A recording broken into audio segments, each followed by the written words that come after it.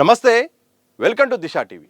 నిషేధిత మావోయిస్ట్ పార్టీకి మరో గట్టి ఎదురుదెబ్బ తగిలింది. ఆ పార్టీలో అత్యంత కీలకమైన కేంద్ర కమిటీ సభ్యుడిగా కొనసాగుతున్న పసునూరి నరహరి అలియాస్ సంతోష్ తన భార్యతో కలిసి తెలంగాణ పోలీసుల ఎదుట లొంగిపోయారు. దశాబ్దాల పాటు అడవుల్లో గెరిల్లా పోరాటం చేసిన ఓ అగ్రనేత జనజీవన స్రవంతిలోకి రావడం పార్టీ కేడర్లో చర్చనీయాంశమైంది. హన్మకొండ జిల్లా కాజిపేట మండల పరిధిలోని సోమిడి గ్రామానికి చెందిన పసునూరి నరహరి 2 వయసులోనే పోరుబాట పట్టి దాదాపు 45 ఏళ్లుగా అజ్ఞాతంలో కొనసాగారు. 1980 సంవత్సరంలో ఎల్బీ కళాశాలలో డిగ్రీ చదువుతుండగా నక్సల్స్ విధానాలకు ఆకర్షితులయ్యాడు. అప్పటి రాష్ట్ర కార్యదర్శి పులి అంజయ్య, క్రాంతి రణదేవ్ అలియాస్ బక్కనతో ఏర్పడిన స్నేహం ఆయనను ఉద్యమం వైపు అడుగులు వేయించింది.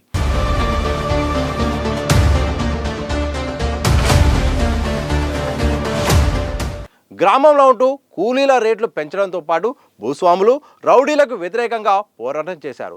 రాను రాను నరహరికి పోలీసుల నిర్బంధం పెరగడంతో అటవీ బాట పట్టారు. క్రమంగా పార్టీలో అంచెలంచెలుగా ఎదుగుతూ కీలకమైన కేంద్ర కమిటీ సభ్యుడిగా Jharkhand east regional bureau technical విభాగంలో కీలక బాధ్యతలు నిర్వహిస్తున్నారు. ఆయన భార్య ఆంధ్రప్రదేశ్ చెందిన మహిళ కాగా ఆమె కూడా పార్టీలో కీలక బాధ్యతలు ఉన్నట్టు సమాచారం.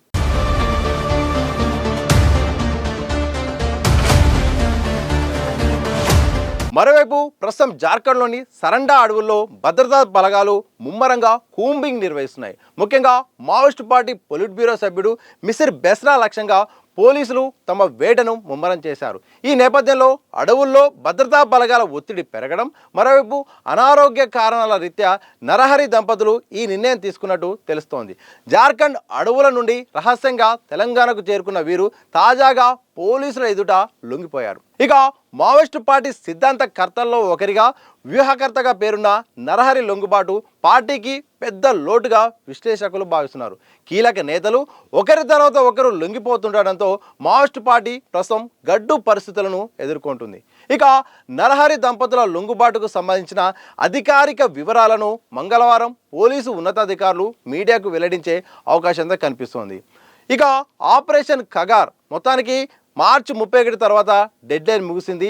మావోయిస్ట్ ముక్తు భారతే లక్ష్యంగా ఇటు కేంద్ర ప్రభుత్వం మాత్రం నక్సల్స్ ఎక్కడ ఉన్నా కానీ మొత్తం వెతికి కూడా మొత్తం నిర్వీర్యం చేసేలాగా మాత్రం వాళ్ళ టార్గెట్ పెట్టుకున్నారు. ఖగార్ తర్వాత ఇక ఆగిపోతుంది, ఇక మొత్తం అయిపోయిందని కూడా చాలామంది విశ్లేషించారు, కొంతమంది అయితే మాత్రం భావించారు.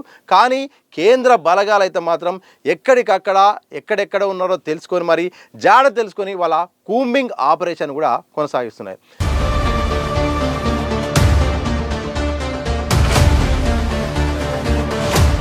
ఛత్తీస్గఢ్లో దాదాపు ఆపరేషన్ పూర్తి అయిపోయిందన్న టార్గెట్ తర్వాత జార్ఖండ్లో చాలామంది కీలకమైన మావోయిస్టులు ఇంకా తలదాచుకుంటున్నట్టయితే మాత్రం సమాచారం వచ్చింది. దీంతో ఆపరేషన్ జార్ఖండ్ పేరుతో మాత్రం ప్రత్యేకంగా అక్కడ బలగాలను మొత్తం కూడా కేంద్రీకరించి ప్రధానంగా కీలక నేతల లొంగుబాటు, మరోవైపు ఎదురు కాల్పులకు సంబంధించిన అంశంలో మాత్రం ఇటు కేంద్రం అయితే మాత్రం టార్గెట్గా పెట్టుకుంది. ఎందుకంటే మావోయిస్టు ముక్తు భారత్ లక్ష్యంగా ఖగార్ ప్రారంభించింది, డెడ్ లైన్ కూడా ముగిసింది. అయినా కానీ ఇంకా కొంతమంది ఎంత ప్రయత్నించినా కానీ లొంగిపోయే వాతావరణం కనిపించట్లేదు. మరి కొంతమంది నేతలకు సంబంధించిన ఆచూకీ కూడా తెలియట్లేదు. ఇదే సందర్భంలో ఇక భద్రతా బలగాలు అయితే మాత్రం ప్రధానంగా జార్ఖండ్లోని మిసిర్ బెస్రాను టార్గెట్గా చేసుకొని అయితే మాత్రం ఆపరేషన్ కొనసాగుతుంది. ఇప్పటికే ఆయన టీంలోని దళంలోని కీలక నేతలు కూడా కొంతమంది ఇటు సరెండర్ అవుతున్నారు, మరి కొంతమంది కూడా ఇటు ఎదురు కాల్పుల్లో భాగంగా ఎన్కౌంటర్ గురైన సందర్భాలు కూడా కనిపిస్తున్నాయి. దీంతో ఇక నరహరి దంపతులు కూడా 2 కారణాలను కూడా తెలుస్తోంది. ఒకటి అనారోగ్య కారణాల వల్ల కూడా వారు లొంగిపోయినట్టయితే మాత్రం ప్రస్తుతం సమాచారం అందుతుంది. ఇదే సందర్భంలో జార్ఖండ్లో ఇక పూర్తి స్థాయిలో కేంద్ర బలగాలు అయితే మాత్రం ఫుల్ టైట్గా అక్కడ కూడా ఆపరేషన్ చేస్తుండడంతో ఇక తప్పనిసరి పరిస్థితుల్లో అక్కడ విధిలేని పరిస్థితుల్లో కూడా చిన్నగా జార్ఖండ్ నుండి ఇటు తెలంగాణ రాష్ట్రానికి వచ్చి వరంగల్ పోలీసుల ఎదుట లొంగిపోయినట్టయితే మాత్రం విశ్వసనీయ సమాచారం అందుతుంది. ఏ నిమిషంలోనైనా వరంగల్ సంబంధించిన పోలీసు విభాగం లేకపోతే రాష్ట్ర పోలీసుల విభాగమైనా కానీ ఈ అంశంపై మాత్రం అధికారికంగా ఏ గంటలోనైనా ఏ నిమిషంలోనైనా ఈ సమాచారం అయితే మాత్రం చెప్పే అవకాశం అయితే ఉంది.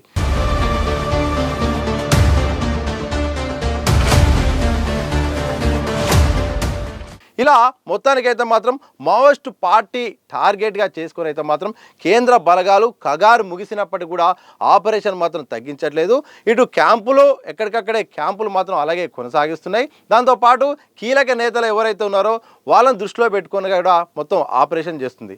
ఇదే సందర్భంలో ప్రధాని మోడీ కూడా మేము ఇది ప్రయత్నం చేశాము, తప్పకుండా మావోయిస్టు ముక్త భారత్ కోసం కూడా చాలా అన్ని రకాలుగా కూడా ప్రయత్నాలు చేశాము. కాంగ్రెస్ అయితే మాత్రం ఉదాసీనంగా వ్యవహరించడం వల్లనే ఇన్ని సంవత్సరాలు కూడా ఈ టైం పట్టింది. గత 12 ఏళ్ల కిందనే అయిపోయేది, కానీ ఇటు తెలంగాణ రాష్ట్ర ప్రభుత్వం కూడా పూర్తి స్థాయిలో సహకరించలేదు. లేకపోతే ఈ ఆపరేషన్ ఎప్పుడో పూర్తయ్యేదని కూడా తాజాగానే హైదరాబాద్కు వచ్చినప్పుడు సభలో భాగంగా మాట్లాడారు. మరోవైపు గణపతి ఎక్కడ అనే అంశం పైన కూడా ఒక చర్చ జరుగుతుంటే లేటెస్ట్గా సీఎం రేవంత్ రెడ్డి కూడా అగ్రనేత గణపతి గారు అయితే మాత్రం లొంగిపోవాల్సిన అవసరం ఉంది, లొంగిపోవండి అని కూడా చెప్పే ప్రయత్నం కూడా చేశారు. ఎవరైనా ఇంకెవరైనా ఉన్నా కానీ తప్పకుండా వాళ్ళు లొంగిపోండి, రాష్ట్ర ప్రభుత్వం అన్ని రకాల అవకాశాలు కూడా కల్పిస్తుంది, మీకు పునరావాస పథకం కింద మాత్రం ఏ బెనిఫిట్స్ ఉన్నాయో అవన్నీ కూడా ఇంకా రెట్టింపుకు ఇచ్చే ప్రయత్నం చేస్తాం. తప్పకుండా మా తెలంగాణ పోలీస్ విభాగము అత్యధికమైన సరెండర్లను కూడా ప్రోత్సహించింది. మేము కేంద్ర ప్రభుత్వానికి పూర్తి స్థాయిలో సహకరించాము, సహకారం లేదనేది మాత్రం అబద్ధం అని కూడా సీఎం రేవంత్ రెడ్డి తాజాగా చెప్పారు.